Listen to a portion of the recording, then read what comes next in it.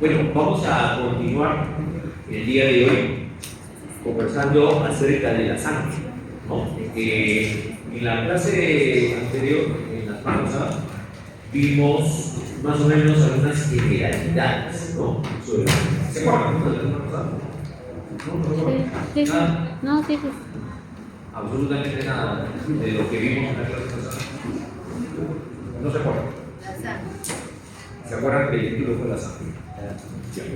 Ok, bueno, en la clase pasada vimos generalidades sobre la sangre, ¿no? Cuáles eran sus componentes, cuáles eran sus funciones, hablamos un poquito del plasma, componentes, ¿no? ¿De acuerdo? Ya. Entonces vamos a ver ahora, vamos a continuar hablando de la sangre y vamos a ver el punto de la hematopoiesis, ¿no? La hematopoiesis. ¿Qué significará hematopoiesis? ¿Qué significará la palabra hematopoiesis? Más o menos, ¿una idea? Generación de sangre. Ahí está, muy bien. Generación de sangre, formación de sangre, ¿no? Poiesis es formación, hemato es sangre, ¿de acuerdo? Entonces vamos a estudiar cómo se forma la sangre, ¿no? Cómo se forma, cómo se produce la sangre, ¿no? En algún lugar del cuerpo se produce la sangre, ¿no es cierto? ¿Dónde será eso? En la médula ósea. En la médula ósea roja. Muy bien. Porque también hay una médula ósea amarilla. ¿No? Hay dos tipos de médula ósea. Roja y amarilla. La roja no produce sangre, porque solamente es tejido adiposo, ¿no? Tejido graso, que no forma sangre. La que sí forma sangre es la médula ósea roja. ¿Ok? Muy bien. ¿Y dónde está la médula ósea roja? En los huesos largos. Huesos largos. En los huesos largos. Muy bien. Como el fémur, el húmero. ¿En todos los huesos largos? No, menos en la clavícula. En la clavícula no. Y eso no pasa. En el esternón. En algunos huesos. Pero más que todo, ¿sabes qué? Más que todo depende de la edad de la persona. Por ejemplo, si yo te pregunto, en un recién nacido, ¿dónde se produce la sangre? Igual, en la médula ósea roja. Pero, ¿cuál es la diferencia entre un recién nacido y un adulto? Que en el recién nacido, la médula ósea roja está en todos los huesos, prácticamente en el 100% de los huesos. En cambio, en el adulto ya no. En el adulto va disminuyendo conforme avanza la edad, va disminuyendo progresivamente la cantidad de médula ósea roja. ¿De acuerdo? Ya. Va bajando progresivamente. En un adulto mayor, ya la cantidad de médula ósea roja que quede muy poca, ¿no? Se va secando, dice la señorita. Claro, y eso porque en realidad, conforme avanza la edad, nosotros ya no tenemos tanta necesidad de formar sangre, ¿no? Ya no hay tanta necesidad.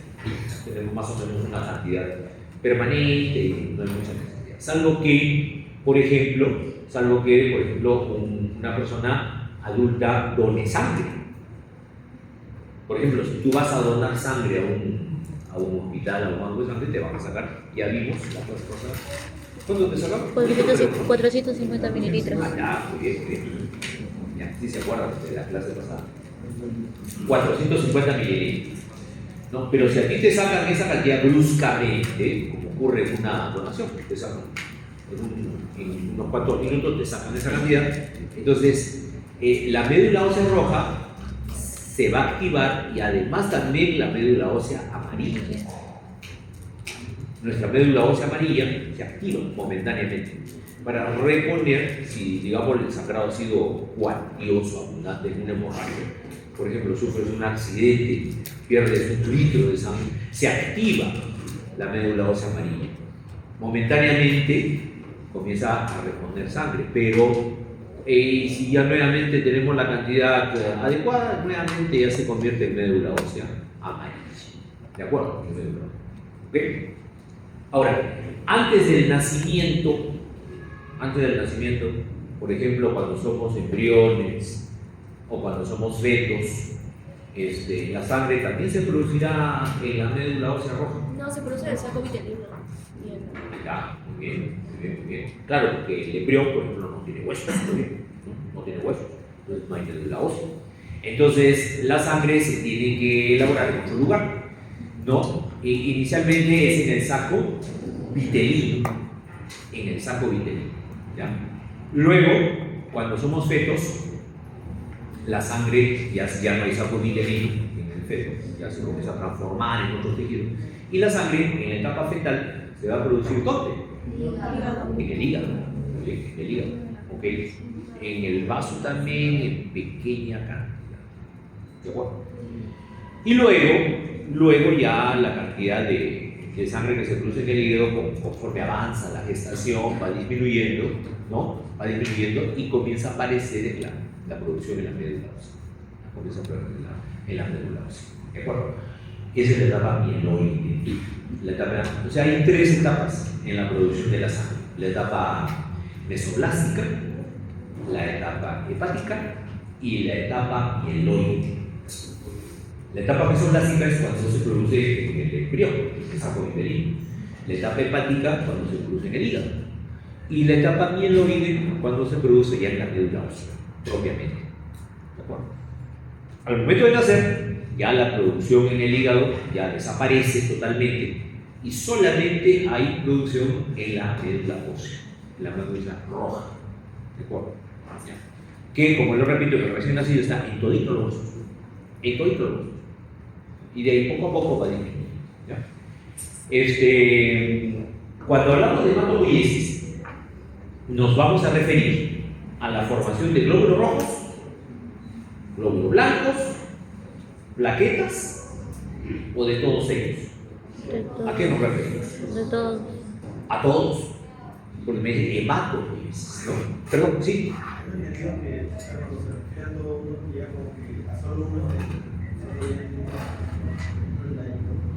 Claro, claro. O sea, la hematopoiesis tiene sus componentes, ¿no? Si, por ejemplo, como dice nuestro compañero, si solamente nos referimos a la formación de glóbulos rojos, se llamará eritropoiesis. Si solamente nos referimos a la formación de glóbulos blancos, se llamará leucopoiesis. Y si solamente nos referimos a la formación de plaquetas, trombopoiesis. Y todo junto será la hematopoiesis. ¿Estamos de acuerdo? Ya, ok. Bueno, entonces vamos viendo las diapositivas, ¿no? La hematopoiesis comienza a partir de una célula que se llama célula madre, ¿no? Célula madre o stem cell.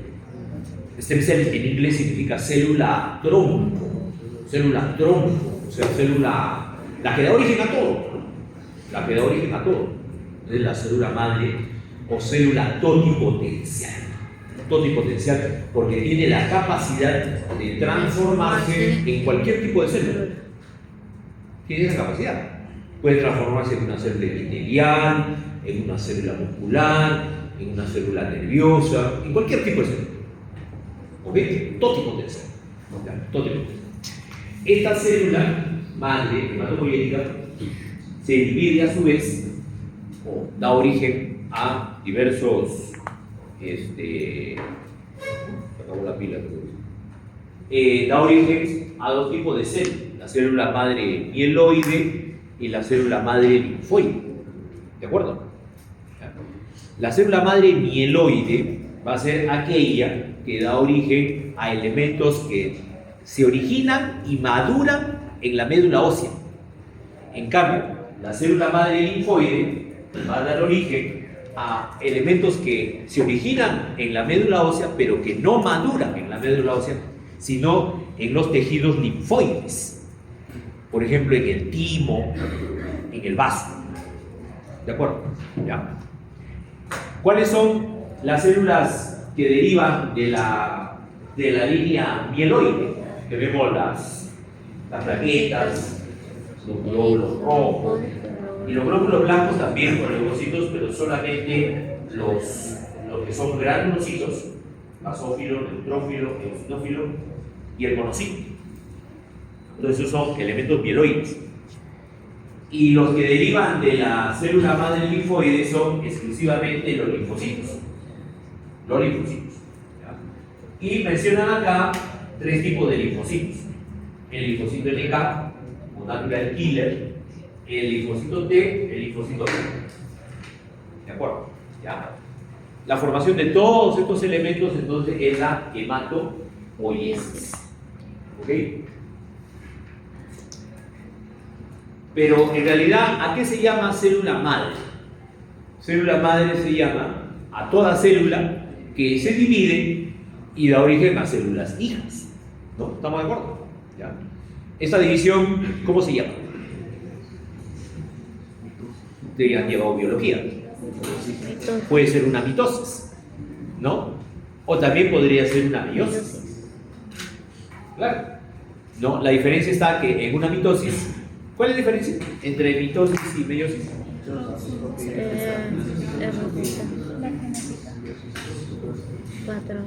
En una mitosis, la célula madre va a dar origen a dos células hijas y que conservan el mismo número cromosómico, ¿no? Si la célula madre tiene 46 cromosomas, cada célula hija también tendrá 46 cromosomas, o sea, células diploides, ¿no? Células diploides. Y en una meiosis, ¿qué ocurre? en una meiosis se originan 4 células hijas, pero ya son células haploides, que ya solamente van a tener la mitad del número cromosómico, ¿no? O también se llaman gametos. ¿De acuerdo? Entonces tenemos esos dos tipos de división celular en nuestro organismo, ¿ya? Mitosis o meiosis. Entonces siempre a toda célula que origina células hijas se le llama célula madre. ¿De acuerdo? Célula madre. ¿Okay? En el caso de nuestro organismo, la primera célula madre que se forma, ¿cuál será? La primerita. Nuestra primera célula que se forma. ¿Cuál es nuestra primera célula que se forma? Por la unión del óvulo y el espermatozoide. El huevo o cigoto. Esa es nuestra primera célula madre. ¿De acuerdo? Ya, nuestra primera célula madre. Y esta se comienza a dividir, da origen al estadio este es el huevo cigótico, da origen al estadio de 2 células, 4 células, ¿no? Estadio de fórula, plástula, ¿no? Ustedes ya han llevado embriología, ¿no? Ok. Esas son células madre totipotenciales. Totipotenciales, ¿ok? Que tienen la capacidad de dar origen a cualquier célula del organismo. ¿Ya? Y por ende, pues, ¿okay? A partir de ellas se forman todos los tejidos, todas las células que nosotros vamos a necesitar. ¿De acuerdo? ¿Ya? Muy bien. Entonces, a la célula madre le vamos a llamar célula progenitora. Progenitora es la que da origen a algo, ¿no es cierto? Por ejemplo, dice, nuestra madre es mi progenitora, ¿no? Porque es la que me dio origen. Y las células hijas serán células de la progenie. Es otra forma de denominarlos. La célula madre, como tal, entonces tiene una capacidad de división. Es decir, la capacidad de dar células hijas, originar células hijas. Pero, además, tiene otra característica. ¿Cuál es? La autorrenovación. ¿Qué significa eso? Significa que la célula madre, antes de dividirse en células hijas, se autoduplica. O sea, aparece una nueva célula madre y luego esta se divide, quedando la misma cantidad de células madre en el lugar donde se encuentra, en este caso en la médula ósea. Gracias a esta propiedad de autorrenovación es que se mantiene una cantidad siempre estable de células madre en la médula ósea. Aunque son pocas las células madre que tenemos en la médula ósea, pero siempre se va a mantener una cierta cantidad. Es por la capacidad que tienen de autorrenovarse.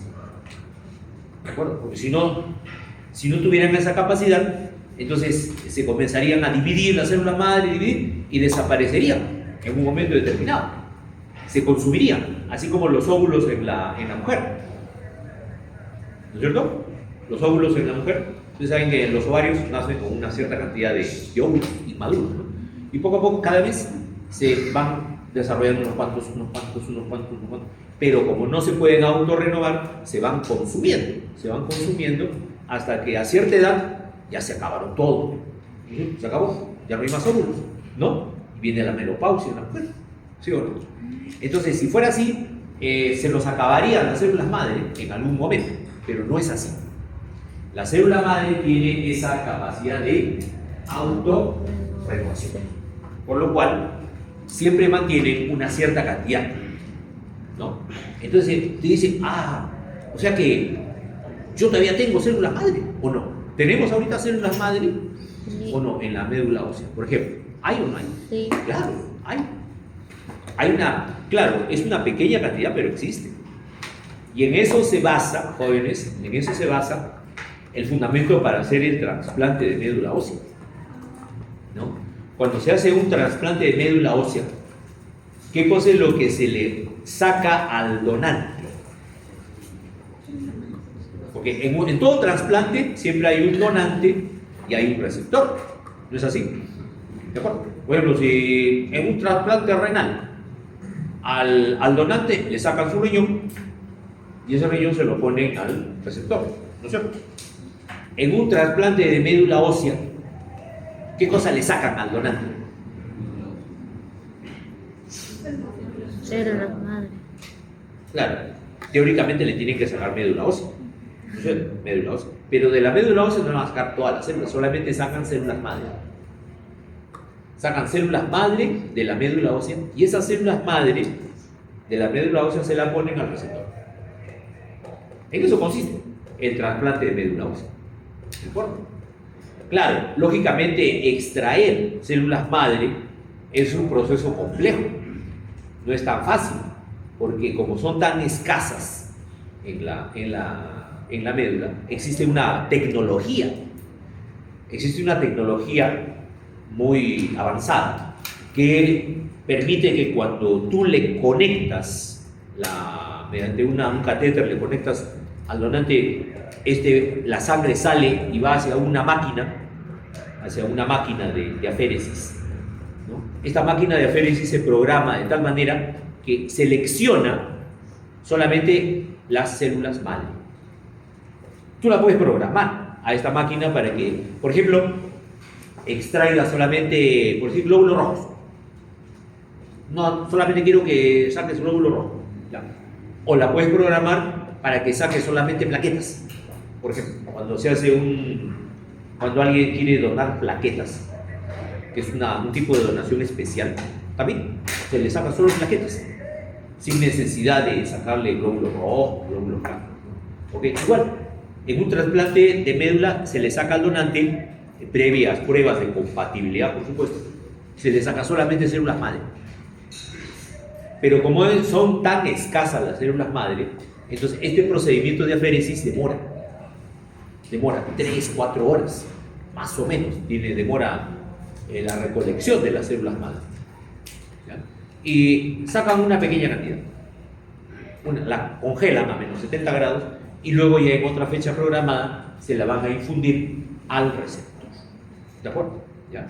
Entonces esas células madre existen durante toda la vida prácticamente, ¿no?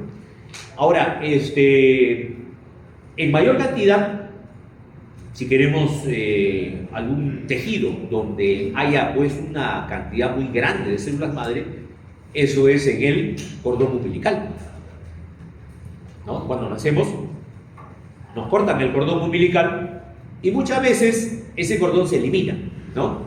Sí, perdón, ¿quiere decir? Por ejemplo, justamente de lo que está hablando, cuando yo nací, las células madre del cordón umbilical la sacaron y las tienen bloqueadas.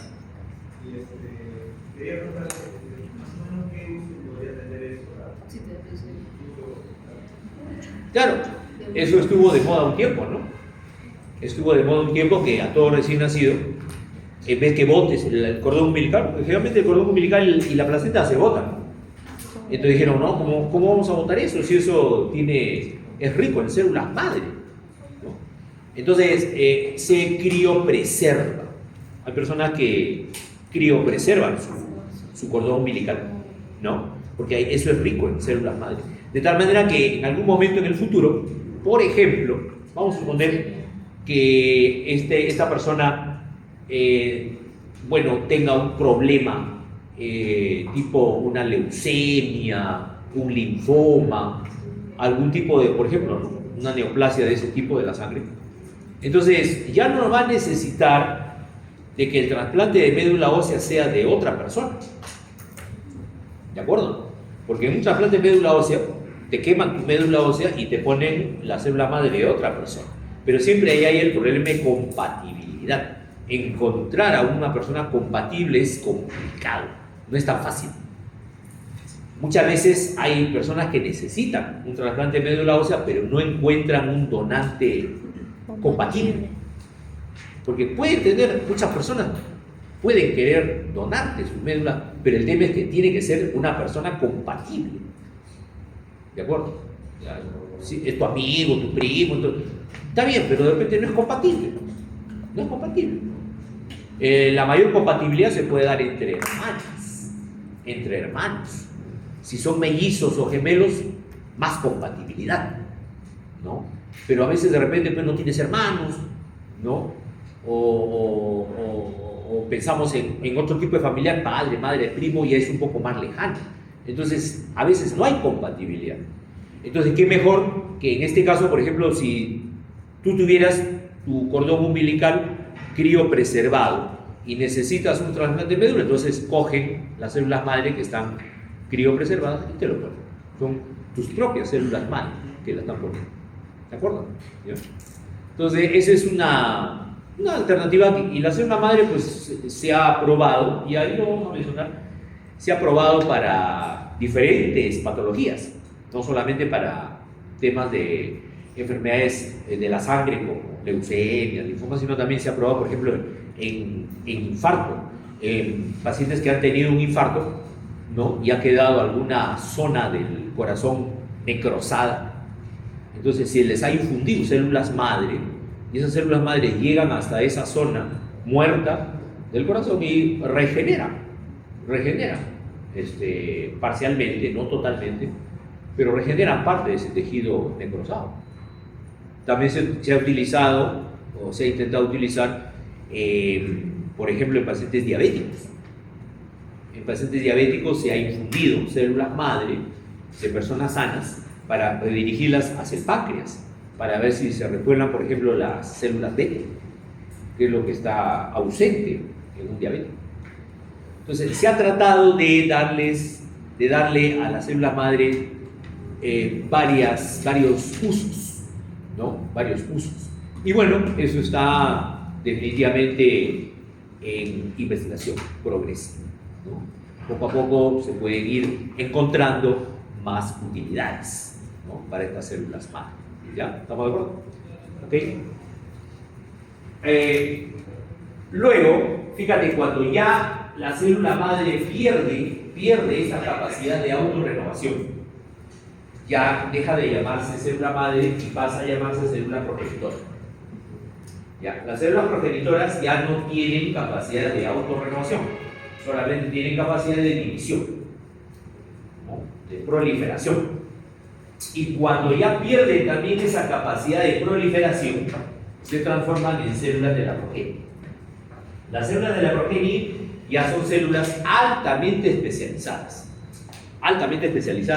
que ya no se dividen, ya no se autorrenuevan. ¿Estamos de acuerdo? En el caso nuestro, por ejemplo, serían los rojos. Por ejemplo, ya maduros, ¿no? Que circulan en la sangre. Ya los glóbulos rojos, por ejemplo, ya no se autorrenuevan, ya no se replican. ¿De acuerdo? Ya, ¿ok? Serían células de la progenie. Bien. Entonces, de acuerdo a la función que tiene, a la función que cumple, hay varios tipos de células madre. No existe un solo tipo, son varios tipos de células madre. ¿Ya? Por ejemplo, tenemos célula madre totipotencial, pluripotencial, multipotencial, etcétera, ¿no? Oligopotencial y unipotencial. Entonces usted dice, por ejemplo, célula madre totipotencial, pluripotencial, bueno, es lo mismo, ¿no? Es lo mismo. Si yo digo pluripotencial, yo digo multipotencial, es lo mismo. Es lo mismo. No es lo mismo. Podrá ser similar, en algunos casos de repente lo utilizan como sinónimos, pero no es exactamente lo mismo, ¿no? Por ejemplo, si yo digo totipotencial, ¿qué significa? Toti, que puede dar origen ¿a quién? A todos los tejidos, a todas las células. Tiene la capacidad de transformarse en todas las células del cuerpo, absolutamente en todas, ¿de acuerdo? Y si digo pluripotencial, la pluripotencial se puede transformar en muchas células, pero habrá algunas que ya no pueden transformarse. En muchas sí, ¿de acuerdo? En la mayoría. Y cuando es multipotencial, Multipotencial, bueno, se podrá transformar en varias células, pero ya en otras tampoco ya no. ¿De acuerdo? Solamente en varias. Y oligopotencial, no, esa ya solamente en algunas células se puede transformar. Y la unipotencial solamente en un solo tipo de célula, ¿no? En un solo tipo. ¿De acuerdo? Ya. Por ejemplo, la mórula, las células que están, por ejemplo, en la mórula, en la blástula, ¿no? Dan origen a cualquier célula, ¿no? A cualquier célula, de cualquier tejido del organismo. ¿Ok? La mórula puede ser el estadio de 2 células, 4 células, hasta 8 células. ¿Ya? Dan origen a cualquier tejido. Entonces, este tipo de célula madre, ¿cómo se llamará? Si puede dar origen a cualquier tipo de célula. La multipotencial, totipotencial, muy bien. Totipotencial. ¿Ok? Entonces, célula de la mórula, el cigote, son células madre totipotenciales. Totipotenciales. ¿De acuerdo? Ok. Ahora, si yo cojo en este estadio, ya pasé de la mórula, la blástula, acá tenemos el estadio donde tenemos trofoblasto y epiblasto.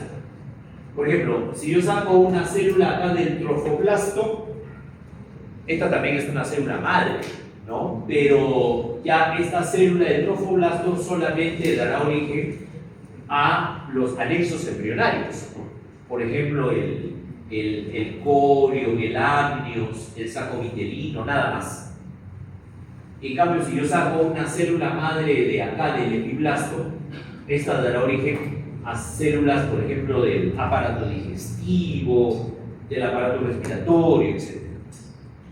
O sea, esta célula del epiblasto, por ejemplo, podrá dar origen a una célula acá del corio, del amnios, ya no.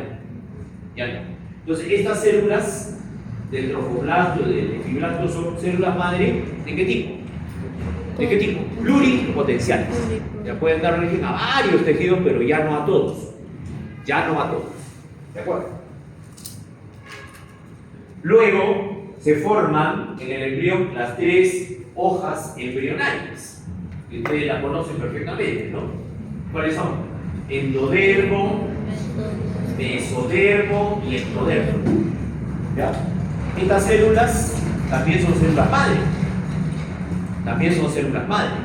Pero si yo, por ejemplo, cojo una célula del endodermo, ¿ya? Una célula del endodermo, esa célula del endodermo, ¿a qué cosa puede originar? ¿A qué cosa puede dar origen?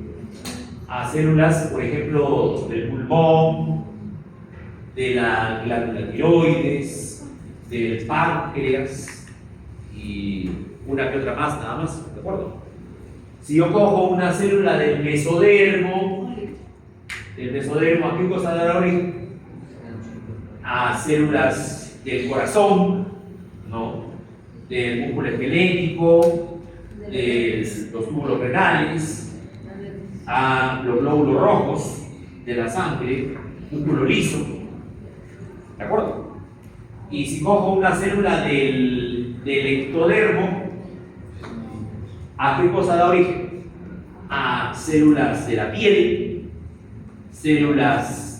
a las neuronas del cerebro, a las células que pigmentan la piel, por ejemplo, melanocitos. ¿De acuerdo? Entonces, estas células del endodermo, ectodermo, mesodermo, ¿qué serán? ¿Células madre de qué tipo? Multipotenciales. Dan origen a varios, ya no a muchos. Bueno, a unos cuantos, ¿no? A varios tejidos, pero ya no a todos, ¿de acuerdo? ¿Ya? Por ejemplo, entonces la célula madre hematopoyética, la pregunta es, la célula madre hematopoyética, ¿qué tipo de célula madre será? La que da origen a las células de la sangre, por ejemplo, que da origen a los glóbulos rojos. Multi. Es una célula del mesodermo, o sea, es una célula madre multipotencial. ¿De acuerdo? Ya, ahí está. Entonces, la célula madre hematopoyética, ¿no? La que da origen a todos los elementos de la sangre, ¿no? Pregunta examen, ¿es una célula madre de qué tipo? Multipotencia. Multipotencia. Multipotencia, ¿no? Es una célula del mesodermo.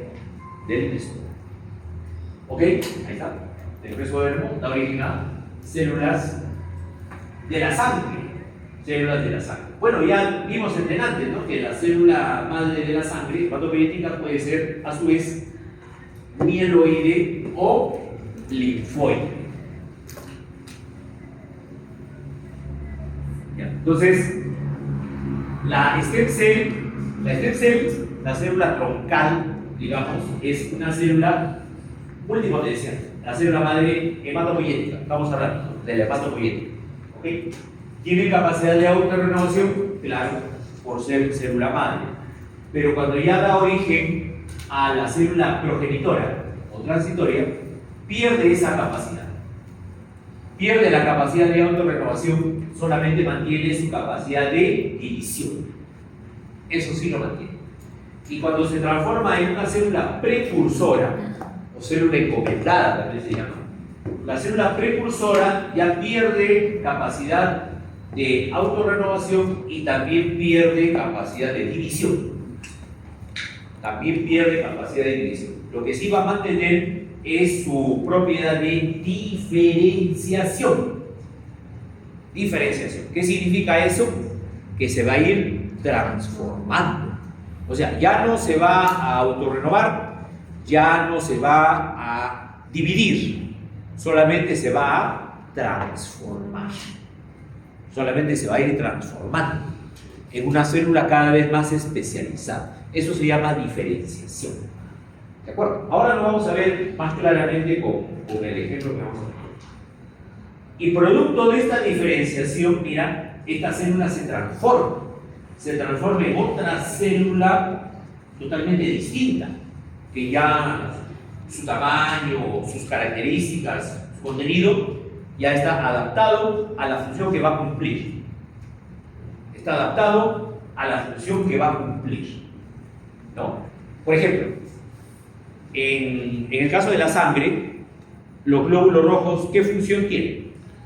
De transportar Bueno, ya lo vimos en la clase pasada. Una de sus principales funciones es transportar oxígeno, ¿no es cierto? Para que un glóbulo rojo pueda transportar oxígeno, tiene que tener hemoglobina, tiene que tener una forma adecuada, ¿no? Un tamaño adecuado, todo. Y a partir de quién se forma el glóbulo rojo, a partir de una célula precursora que se llama proeritroblasto. El proeritroblasto, por ejemplo, ahora lo vamos a ver, ¿tiene capacidad de transportar oxígeno? No, porque todavía no tiene hemoglobina. Entonces, en este proceso de diferenciación que se va a realizar, ahí es donde se va a comenzar a producir, se va a comenzar a transformar esta célula, el proeritroblasto, va a sintetizar hemoglobina, va a perder las organelas, va a perder el núcleo, porque el glóbulo rojo ya no tiene núcleo, ¿no es cierto? Pierde el núcleo, o sea, se va diferenciando hasta quedar como glóbulo rojo, tal y como lo conocemos, con su hemoglobina adentro y transportando oxígeno. Ese es un proceso de diferenciación. Y cuando ya alcanza la forma final, ya ahí queda, ¿no? Como glóbulo rojo, ahí queda. Ya llegó a su maduración final. Adquiere capacidad funcional. O sea, ya va a desarrollar la función para la cual está encomendado. Por ejemplo, transporte de oxígeno. ¿Me pueden entenderlo? Ya, ahí adquiere esa capacidad. Bueno, entonces acá tenemos la célula hematopoyética, la stem cell, ¿no? Célula hematopoyética, y hemos quedado que esta es una célula ¿de qué tipo? Multipotencial, porque es de origen mesodérmico, ¿no es cierto? Este stem cell, dijimos, se va a transformar luego en una célula mieloide o en una célula linfoide, ¿ya? Pero esta célula mieloide y linfoide ya no son célula madre, ya son células progenitoras. ¿De acuerdo? ¿Ya? ¿Cuál es la diferencia entre célula progenitora y la stem cell? Que ya va perdiendo su capacidad de autorrenovación. ¿No? Va perdiendo su capacidad de autorrenovación y va generando capacidad de división. De división. ¿Ya? ¿Ok? Y luego, miren ustedes, la célula mieloide, que en realidad es unidad formadora de colonias mieloides, va a dar origen a unidad formadora de grandes colonias eritroide, unidad formadora de grandes colonias megacariocítica, unidad acá formadora de colonias gránulomonocíticas. Tiene unos nombres así medio largos: unidad formadora de colonias basófilas, unidad formadora de colonias eosinófilas, por ejemplo. Siguen siendo células progenitoras. Y luego, por ejemplo, acá se forma el eritroblasto. A partir de la unidad formadora de grandes colonias eritroides, se forma el eritroblasto, que luego, ya posteriormente, da origen a eritrocitos. El megacardioblasto, que da origen a plaquetas. El monoblasto, que da origen a monocitos. Y así, ¿no? Así. Estas de acá, estas células que están en esta columna, son las células precursoras. Células precursoras, ¿no? Que solamente van a dar origen ya a un solo tipo, a un solo linaje celular. Ya son direccionadas a un solo linaje. Y las reconocemos porque su nombre siempre termina en plasma. Acuérdense ustedes. El nombre de las células precursoras siempre termina en plasma. O sea, tenemos eritroblasto, megacardioblasto, monoblasto, mieloblasto. ¿De acuerdo? ¿Ya? Y la célula precursora, ¿en qué se diferencia de la progenitora? Que ya pierde, ya perdió, mira, la célula precursora ya perdió la capacidad de autorrenovación. Claro, ya no tiene. Lo tenía solo la stem cell. La célula progenitora más o menos, pero la célula precursora ya no tiene. Ya no tiene capacidad de autorrenovación. ¿Y tiene capacidad de división? Sí. O sea, hace mitosis. Lo tiene la célula progenitora, lo tiene la célula precursora. Capacidad de división. Pero cuando ya llegan a ser células de la progenie, células diferenciadas, ¿no? Ya pierden también, fíjate, la capacidad de división. Ya no se divide. Ya no se divide. El glóbulo rojo, por ejemplo, ya no se divide. Ya no se divide. Ok. Se autorrenueva menos. Pero sí ya es una célula altamente diferenciada. Ya es una célula altamente diferenciada. Por ejemplo, si te pregunto en el organismo, ¿qué otra célula, aparte del glóbulo rojo, transporta oxígeno? A ver, en nuestro cuerpo, aparte del glóbulo rojo, ¿qué otra célula transporta oxígeno?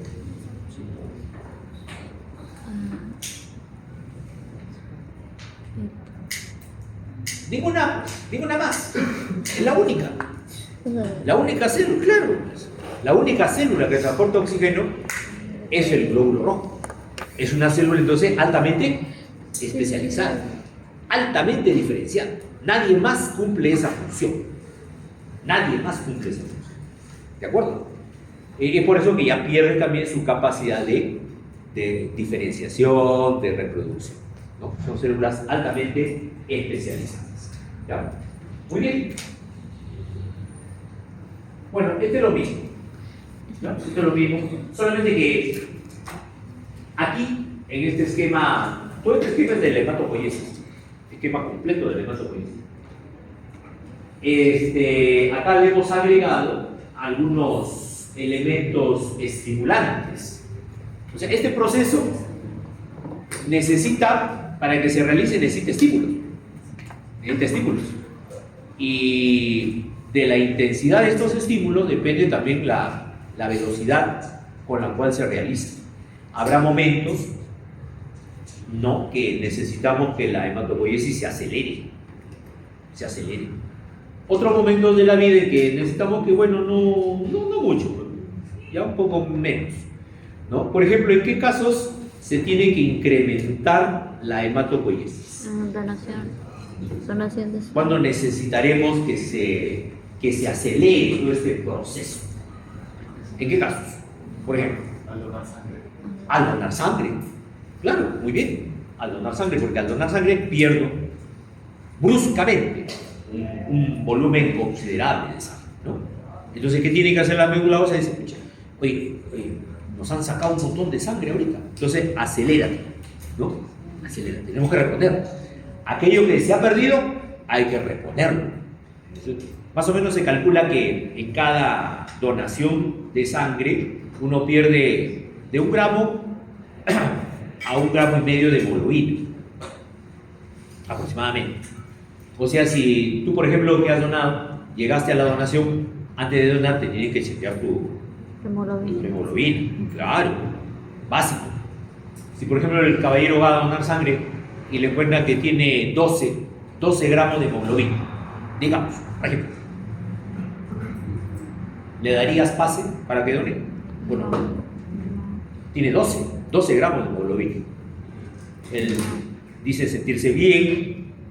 ¿Tiene algún problema? No. Soy deportista, todavía estoy al 100%. Pero tiene 12 gramos de hemoglobina. ¿Le das pase para que done o no? No. Muy bien, no. No le podemos dar pase para que done, ¿no? ¿Por qué? Porque después de donar sangre puede que la hemoglobina se le baje más, por lo cual se pone en riesgo. Es lo que estamos diciendo. Si yo hago donar a esta persona que tiene 12 gramos, le va a bajar a 11. Y es muy bajo. Es muy bajo. ¿De acuerdo? Entonces ya estamos hablando de que le vas a provocar una anemia. Entonces tampoco. La donación no te va a perjudicar. Entonces, esa es una condición, un requisito. Cuando vas a donar, un varón tiene que tener 14 gramos de hemoglobina como mínimo y la mujer 13. ¿De acuerdo? Así quieras donar y, por ejemplo, te encuentran 12 gramos, no te van a dejar donar. No te van a dejar donar. ¿De acuerdo? Porque ya estarían atentando, pero es mi mamá la que necesita operarse y me han dicho, el médico me ha dicho que si no deposito sangre, no la van a operar. No, pero tiene su hemoglobina baja, no importa, yo me siento bien, sáquenme nomás como sea. No, pues no te van a aceptar jamás, porque en ningún banco de sangre van a atentar contra tu salud. Claro, y el sacarte sangre y ponerte anémico es atentar contra tu salud. ¿De acuerdo? Entonces, no te van a aceptar. ¿De acuerdo? ¿Ya? Casos extremos, ya que ya supongamos que ya no tiene otros familiares, entonces ya recurren a la asistencia social ve el caso y bueno, el banco de sangre le puede prestar sangre al paciente para que pueda operarse y con el compromiso, firman ahí un compromiso que posteriormente va a traer un donante. Eso generalmente hace que en un banco de sangre, pues se llama banco de sangre, ¿no? Porque tú vas y también te pueden prestar, así que un banco te presta plata. El banco de sangre también te puede prestar sangre, con la condición que devuelvas en un tiempo determinado, ¿no? Por eso que cuando usted dona sangre al banco de sangre se dice depósito. El paciente ya depositó la sangre, como que vas al banco y depositas dinero. Así, en esos términos se habla, ¿no? ¿Ok? Lo que le decía es que hay factores estimulantes. Hay factores estimulantes. Hay, por ejemplo, la trombopoietina, interleuquinas, interleuquina 5, interleuquina 6, factores estimulantes de colonias. Y estas, en general, la eritropoietina, por ejemplo. Todas esas moléculas se llaman citoquinas. Esas citoquinas son estimulantes de la hematopoiesis.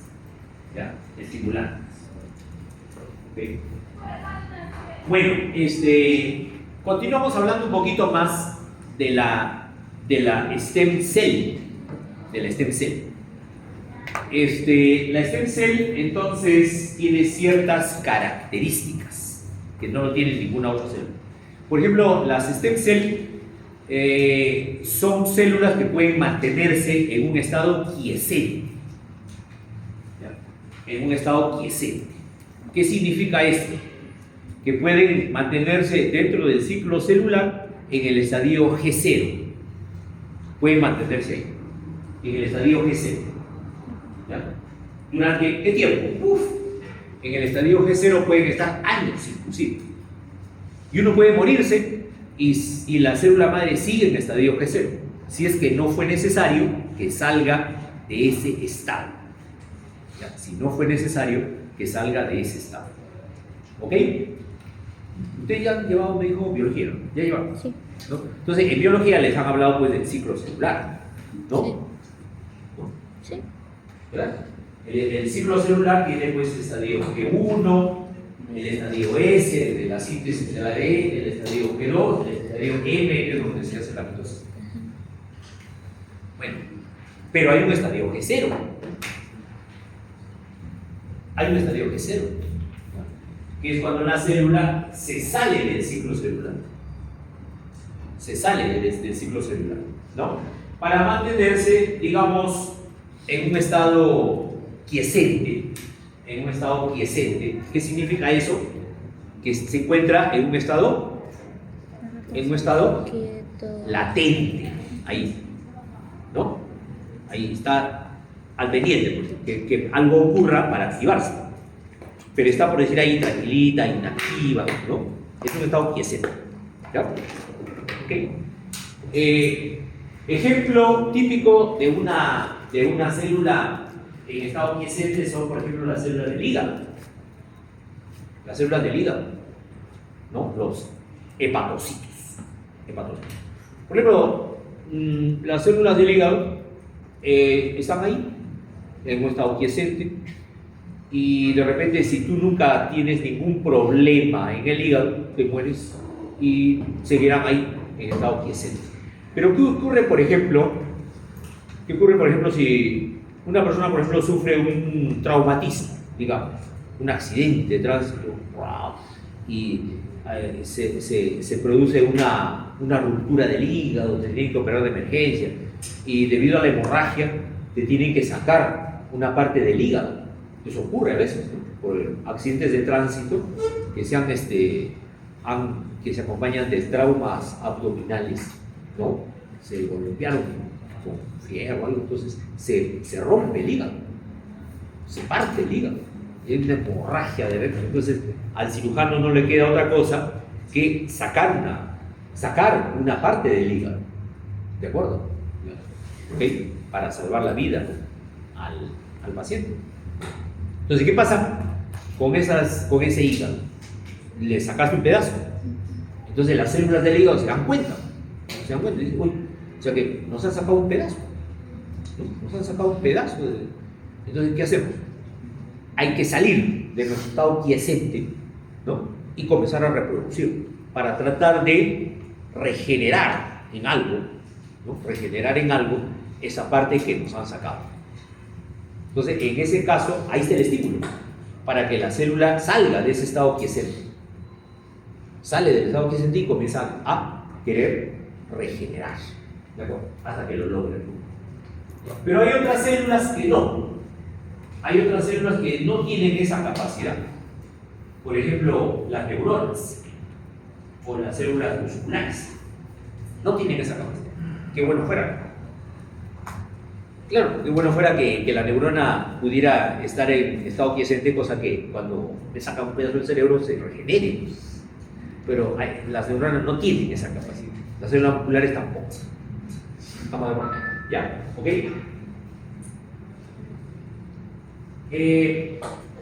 Entonces, las células madre también tienen otra característica, que carecen de marcadores de diferenciación específicos. Marcadores de diferenciación son los llamados CD, cluster determination. Esos marcadores se encuentran en la superficie de la célula, en la membrana. Son proteínas que te permiten, a ver cómo les explico, que te permiten reconocerlas. Te permite reconocerlas. Es como, por ejemplo, a ver, que ustedes tienen un photocheck, ¿no? Tienen un photocheck. Entonces, yo, por ejemplo, no te conozco, pero si veo que tienes un photocheck, a ver, eres estudiante de la Ricardo Caro, ¿no? ¿Estamos de acuerdo? Yo también puedo tener, por ejemplo, mi photocheck de salud, lo tengo acá colgado. Usted no me conoce, pero viéndome el photocheck, usted trabaja en salud, entonces. Ya te reconozco. ¿Cómo te reconocí? Porque tengo un marcador que permite que otras células te reconozcan.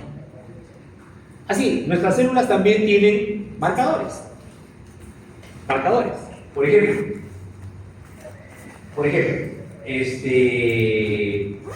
las células del músculo esquelético.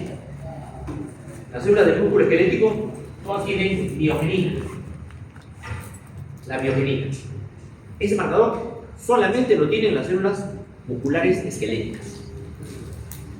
Ninguna otra célula. Entonces, si yo en un examen detecto una célula que tiene miogenina, ¿qué significa? Que es una célula muscular esquelética. ¿De acuerdo? Así también los glóbulos rojos tienen un marcador que se llama glicoforina A. Glicoforina A. Y ninguna otra célula del cuerpo tiene ese marcador.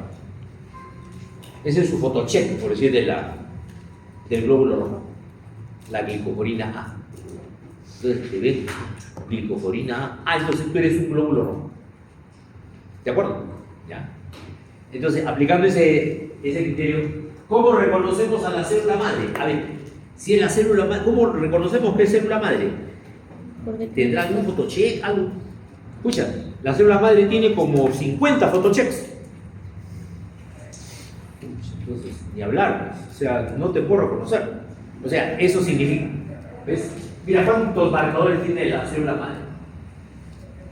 CD34, CD45, CD105, tiene un montón de marcadores. Entonces, no tiene ningún marcador específico. ¿Me dejo entender? Porque es una célula todavía totalmente indiferenciada. ¿Ya? Totalmente indiferenciada. ¿Ya? ¿Ok? ¿Qué otra propiedad tiene la stem cell? Ya dijimos una, que puede estar en estado quiescente, ¿no? Segunda propiedad, que no tiene marcador específico. Tiene un montón de marcadores, pero no tiene ninguno específico. ¿Qué otra propiedad tiene la célula madre? Tiene la potencialidad de proliferar por tiempos prolongados. La célula madre, desde que nacemos hasta que morimos, tiene la capacidad de seguir proliferando y dando origen a nuevas células, ¿ya? Por tiempos prolongados. ¿Qué más? Tiene la capacidad de mantener la población en un número relativamente estable a través del mecanismo de división asimétrica o autorrenovación.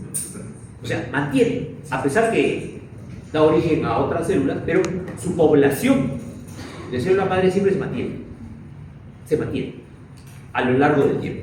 ¿Ya? ¿Qué otra característica? Cuando se divide la célula madre, ¿a qué da origen? A células progenitoras. Acuérdense la secuencia, ¿no? La célula madre da origen a células progenitoras. La célula progenitora da origen a células precursoras. Y las células precursoras ya dan origen a las células de la progenie o diferenciadas. ¿De acuerdo? ¿Ya? ¿Ok?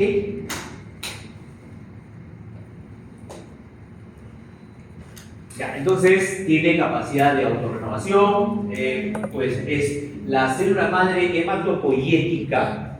Estamos hablando de la célula madre hematopoyética. Es hemos quedado en que es multipotencial. ¿No es cierto?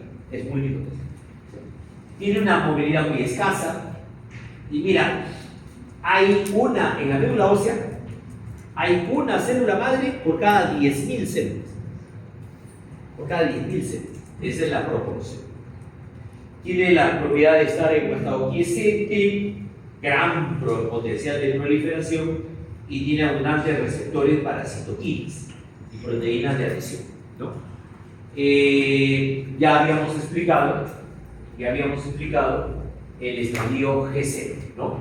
G0, el cual representa el estado quiescente dentro del ciclo celular.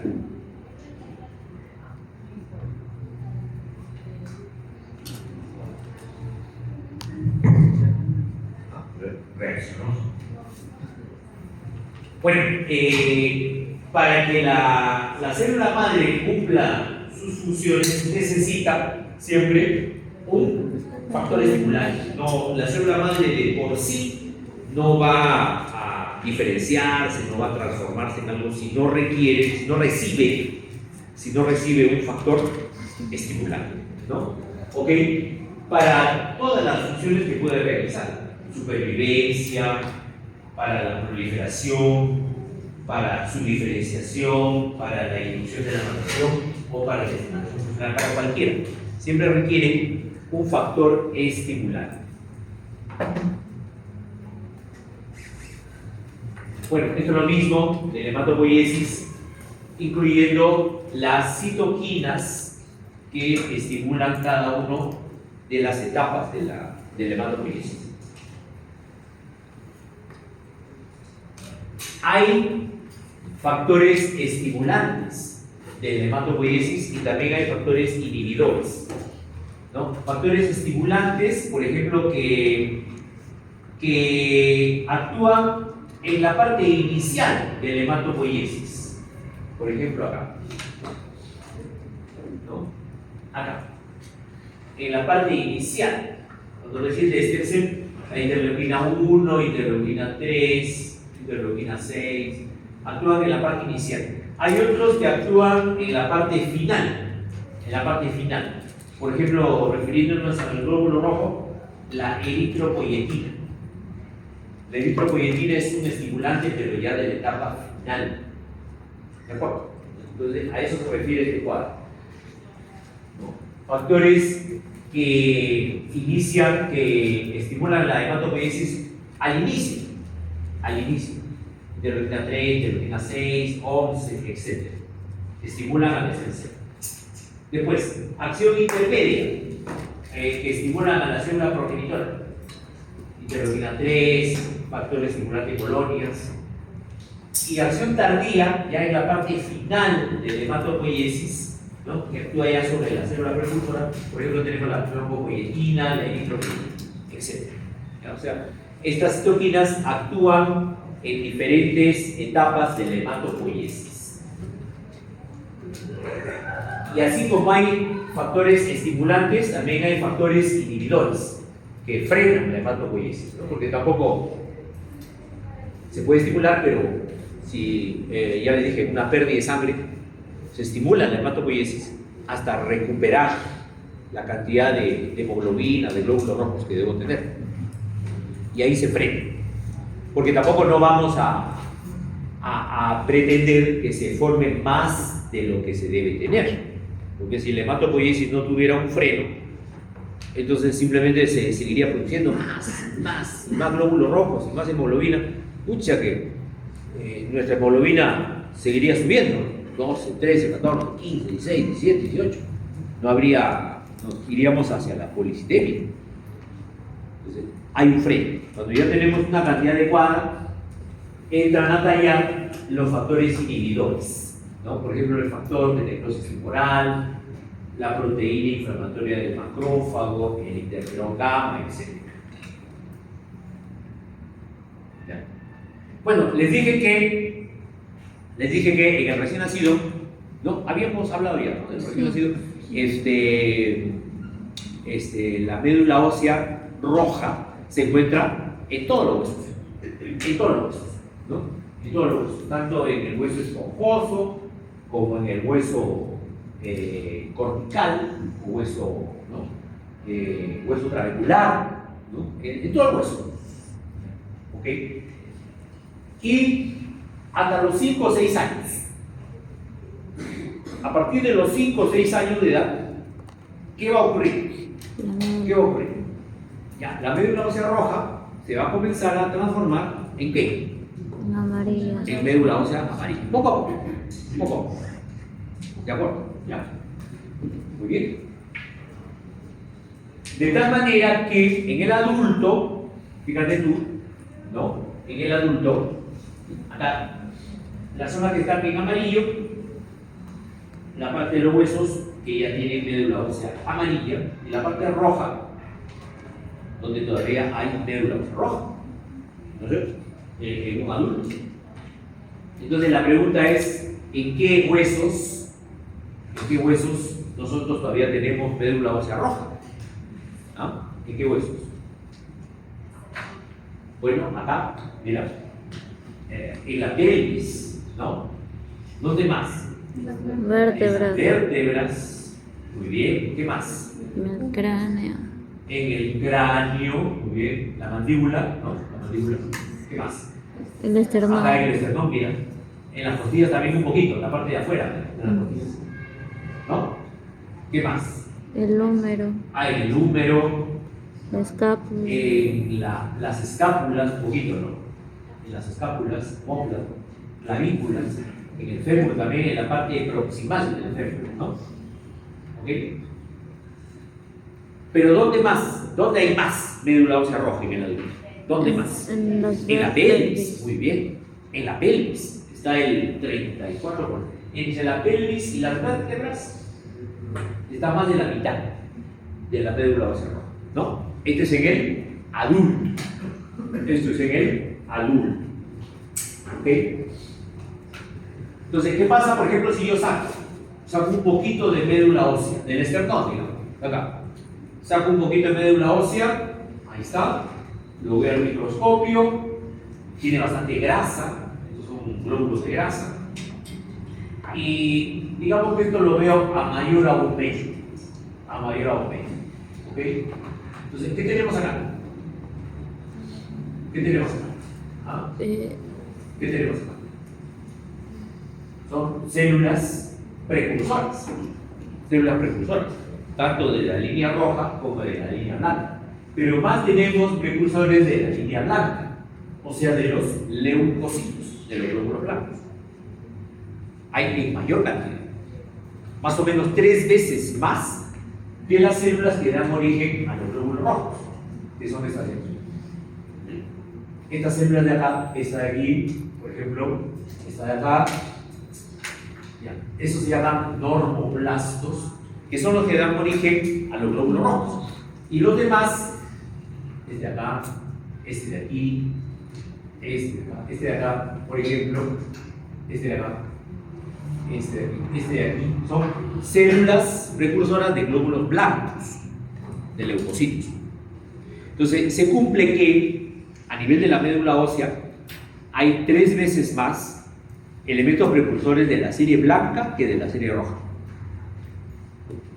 ¿De acuerdo? Es pregunta de examen. Y si yo le saco a una persona sangre de acá, de una vena, ¿no? De una vena, lo que es la sangre periférica. Entonces, ¿acá qué cosa vamos a ver? Aquí vamos a ver todo lo contrario.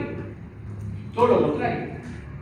En la sangre periférica, ¿qué es lo que predomina? Los glóbulos. Glóbulos rojos.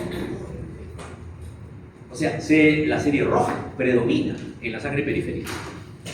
Y la serie blanca, ve acá y ya no se ve ni un leucocito. No se ve ni un leucocito. Estos elementos pequeños que nos acá son plaquetas. ¿De acuerdo? Pero no se ve ningún leucocito. Son escasos. ¿De acuerdo? ¿Por qué se da este fenómeno? Ya se lo vamos a explicar dentro de un rato. Mira, esta es la proporción. Esta es la proporción normal.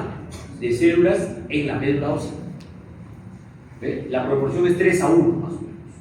3 a 1. ¿Ya? Y ya hemos dicho que la célula madre, más o menos hay una célula madre cada 10.000 células. Esa es más o menos la proporción. ¿Ya? Cuando yo tengo una célula madre que quiere diferenciarse, ¿cómo sabe una célula madre, por ejemplo, que tiene que diferenciarse en célula mieloide, en célula linfoide, que tiene que transformarse en glóbulo rojo? ¿Cómo sabe? Si todas las células madres son semejantes. Es que la célula madre recibe factores estimulantes. Y los factores estimulantes van a ser muy diferentes dependiendo del tejido donde se encuentran, ¿no? Dependiendo del tejido. Por ejemplo, en la médula ósea, dentro de la médula ósea hay una serie de otros elementos. Hay una serie de otros elementos celulares. Por ejemplo, hay osteoblastos, hay fibroblastos, ¿no? Etcétera, que van a producir, hay células endoteliales, que van a producir una serie de moléculas, citoquinas, que van a estimular a la célula madre. Y la célula madre, al recibir esos factores, va a entender que el lugar donde se encuentra es la médula ósea. ¿Estamos de acuerdo? Si estuviera en otro tejido, muy diferente, recibiría otros factores. Entonces, por ejemplo, si está en el corazón, si está en el páncreas. Pero si está en la médula ósea, va a recibir los factores estimulantes que ya les dije antes, ¿no? Interleuquina 3, interleuquina 6, ¿no es cierto? ¿Ok? Y va a entender que está en la médula ósea. Y por lo tanto, tiene que dar origen a glóbulos rojos, a glóbulos blancos, plaquetas. ¿Ok? Claro. Entonces, el entorno de las células madre se conoce como el nicho adecuado, ¿no? ¿Ok? Y estas células que están en este nicho producen una serie de factores. Eso se considera, las células que no forman parte de las células del hematopoiesis, se consideran células del estroma. Células del estroma son células que no forman parte de las células del hematopoiesis, pero que están ahí, produciendo una serie de factores estimulantes o también inhibidores. ¿De acuerdo? ¿Ya? Por ejemplo, acá hay factores derivados de los osteoblastos. Los osteoblastos comienzan a producir una serie de factores, ¿ya? Para estimular a las células madre. Tenemos citoquinas clásicas como interleuquina 1, interleuquina 3, interleuquina 6, citoquinas específicas como el factor STIM, CD117, factores estimulantes de colonias y hormonas como la eritropoyetina, la trombopoyetina. Todos son factores estimulantes. Factores estimulantes. Ahí está, ¿ven? Por ejemplo, los fibroblastos producen estas citoquinas. Los osteoblastos también producen esto. Los osteoblastos, el adipocito. Y los macrófagos. Los macrófagos también producen sus propias citoquinas. Todas estimulando la hematopoiesis. La hematopoiesis, ¿dónde se realiza? Exclusivamente en la médula ósea del adulto. No se realiza. ¿En la sangre se realiza hematopoiesis? ¿En la sangre periférica? No se realiza en la sangre periférica. ¿Por qué? Porque las células madre nunca van a salir a la sangre periférica. Nunca van a salir. Por su tamaño. Por ejemplo, la célula precursora, por darte un ejemplo, ¿no? La célula precursora que da origen a las plaquetas es el megacariocyto. El megacariocyto. Este megacariocyto, ¿habrá alguna posibilidad que entre acá a la sangre? ¿Al vaso sanguíneo? No, porque es demasiado grande. ¿De acuerdo? Es una célula demasiado grande. Pero cuando ya las células ya están diferenciadas, por ejemplo, el caso de los leucocitos, mira, o de los eritrocitos, fíjate tú, cuando ya se formó el glóbulo rojo, mira, su forma de disco bicóncavo le permite pasar entre los poros de la célula endotelial y se ubica dentro de los vasos sanguíneos. Igual ocurre con el leucocito. El leucocito tiene también esta propiedad, mira, de estirarse. Se estira, esa propiedad se llama diapedesis. Diapedesis. ¿De acuerdo? Se estira y pasa.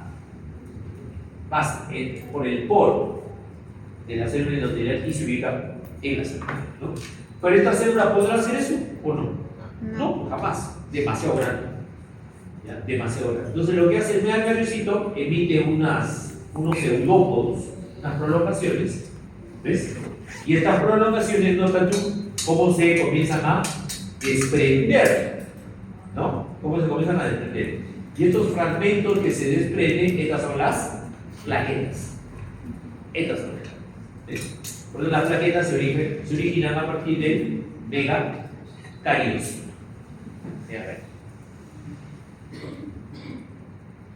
Bueno, esto es lo mismo, la hematopoiesis que ya hemos revisado. Entonces, es importante para el médico, por ejemplo, cuando tiene el médico alguna sospecha de que hay alguna enfermedad que compromete la médula ósea, para poder diagnosticarla, yo necesito, así como le saco sangre a una persona, en algunos casos se va a necesitar sacar médula ósea. En algunos casos, ¿ya? ¿Ok? ¿En qué casos? A ver, piensen ustedes, ¿en qué casos se necesitará que a un paciente le saquemos médula ósea? Leucemia. Claro, para diagnosticar una leucemia.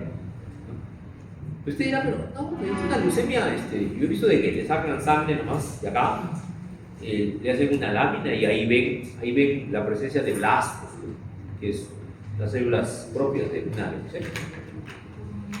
Claro, puede ser, pero resulta que a veces hay leucemias que no, las células, esos blastos como son grandes, a veces no salen a la sangre periférica.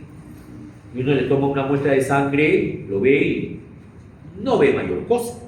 A veces una anemia sí puede ver, pero no ve las células propias de la leucemia, que son los blastos. No lo ve en sangre periférica. Entonces, y el médico sospecha que sí ese paciente puede tener una leucemia. Entonces, ¿qué hace? No le veo nada en sangre periférica, pero a mí me parece que este paciente tiene una leucemia, ¿no? Por sus síntomas. Entonces, ¿qué hace? Procede a sacar médula ósea. Y ahí sí vamos a ver. En la médula ósea sí vamos a ver a los blastos, que son las células propias de una leucemia. Entonces, ¿cómo sacamos la médula ósea? Por un proceso de aspiración. Un proceso de aspiración, aspirado medular se llama. ¿Ya? ¿Dónde lo hacemos? Bueno, donde haya más médula ósea. ¿Dónde hay más médula ósea? Lo vimos hace un rato. En la pelvis, ¿no? Entonces, generalmente lo hacen de acá, de la pelvis ilíaca. Lo echamos al paciente en decúbito ventral, ¿no? Le ponemos su campo, ahí está. Descubrimos la zona glútea, ¿ok? Y colocamos primero anestesia.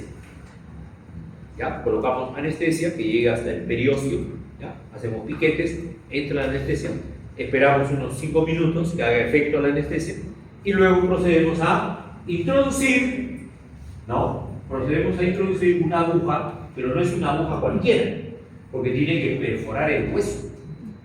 Tiene que perforar el hueso, más o menos así. ¿Bien? Tiene que perforar el hueso para llegar a la parte, fíjate, ¿ves? Para llegar a la parte del hueso esponjoso donde está la médula ósea. Entonces, es una aguja especial, es una aguja de aspirado medular, es una aguja gruesa, ¿de acuerdo? Entonces, introduce el médico esa aguja y con una jeringa procede a aspirar, ¿no? Como estás viendo acá, ¿no? Procede a aspirar un volumen pequeño, no se necesita mucho. Y esa médula ósea la puede poner sobre láminas, hace extendidos, ¿no? Y luego lo colorea para poder observar al microscopio, ¿no? ¿Y qué cosa vamos a observar? Por ejemplo, esta es una médula ósea normal de una persona sana, ¿de acuerdo? Y esta es una célula anormal de una persona enferma, paciente. ¿Qué diferencia ven ustedes entre lo normal y lo anormal? ¿Qué diferencia ven? La cantidad de blastos. Que acá cuando una persona está sana, normal, hay diferentes tipos de células. Por ejemplo, habrá eritroblastos, monoblastos, ¿no? Mieloblastos, megacardioblastos, varios tipos. Pero cuando una persona tiene una leucemia, por ejemplo, predomina ya un tipo de célula. Puede ser si una leucemia hay leucemias mieloides, hay leucemias linfoides. Entonces, si es una célula mieloide, aquí van a predominar los mieloblastos. O si es linfoide, los linfoblastos, por ejemplo. Únicos, en gran proporción, en un porcentaje muy alto, más de lo normal. Entonces, mirando nomás, el médico ve esta imagen al microscopio, viendo nomás, esa es una leucemia. ¿De acuerdo? Mirando, el diagnóstico se hace de esa manera. ¿Ok? Bueno, entonces, la hematopoiesis tiene, ¿cuántas etapas dijimos? Tres etapas, ¿no? ¿Cuáles son? La etapa mesoblástica, la etapa hepática y la etapa mieloide, que es donde ya se produce la médula. Mira, la etapa mesoblástica, que es la primera etapa, empieza más o menos dentro del primer mes, más o menos dura casi hasta el cuarto mes, ¿no? ¿Okay? La etapa mieloide. Luego, la etapa hepática empieza a partir del segundo mes, ¿no? Tiene un pico al cuarto mes, quinto mes, y de ahí va disminuyendo hasta el noveno mes, ¿no? Hasta el final del embarazo. Y en la médula ósea se comienza a producir la sangre a partir del cuarto y quinto mes, ¿no? Se comienza a producir cada vez en mayor